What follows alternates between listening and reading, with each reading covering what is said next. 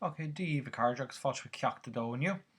Dá mar rud ag bhfuil tú hain agus C, tá muidir feic an ar an Geraldine, agus dá mar rud ag bhfuil tú B agus D, tá muidir feic an ar an Gagine. So rinne si bhar fad an masúnú leúnach deirí an seachtain seo. So tá muid just a géirí go méid gacrod créicnathe anas go bhfuil muid ag créicnú glán im líana, so tá muid denna písa dul siariniu ar na príomhhocail atá deanta chuin le seachtain go le a nuas.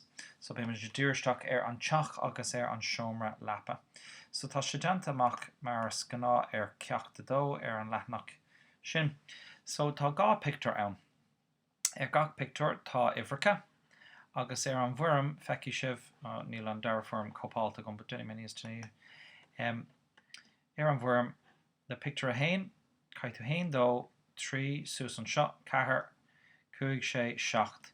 Just caithí tú an focail garmáise ceart áscríomh, agus caiith tú é a litrú I gceart leis an ceann-litir. Má tá an ceann-litir in asnamh bé mé ag chur síos mí ceartta. So is scrúdú litrú é seo in áiríre. So tá hain go 7 faoin teach, so sin an 7 príomh seomra sa cheach.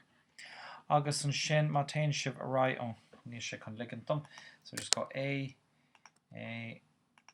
mar leisceil faoi seo denam darmad orintanta nar tá ormh gach ceann á lína isteach tá sé cearach anas nach féidir libse darmadaí an air. Ach an sin céir an Germánis a ríist iverhain. So just iverhain anas cuil is a goibh, cos níl me ghlachal éon focail tá sinna chuirsíos faoin shelf. Iverhain. Iver 2 tá sé chuirsíos faoin lampa. Iver 3 tá sé chuirsíos faoi an cófar tarracán. Iver 4 tá sé chuirsíos faoi an gitar atá ar an mala. Iver 5 tá sé chuirsíos faoi an pilór, agus tá díreach ghlach leis an focail a buine le pilór a chuann tú de ceann ar ní cosiúm. Iver 6 tá sé chuirsíos faoin leaba, so tis a gom má scríbhann tú blancéid nach raibh tú ag fécant ar seo. Agus iver 7 sin an board cuis leapa. So sin an 7 focail atá ag tastal weim, an sin send agus submit.